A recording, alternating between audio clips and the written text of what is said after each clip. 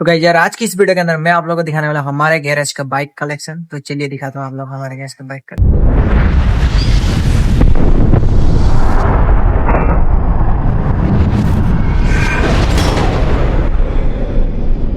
यार हमारे गैरेज पे तीन है। यहाँ पे है हीरो का एक बाइक है, और यहाँ पे अपाची टीयर 160 है, और यहाँ पे है एक स्कूटी है डिस्टिना, और वहां पे है सुपर स्प्लेंडर, और यहाँ पे खुला हुआ है ड्यूटी स्कूटी, और यहाँ पे अंदर में भी है हमारा मेस्ट्रो स्कूटी।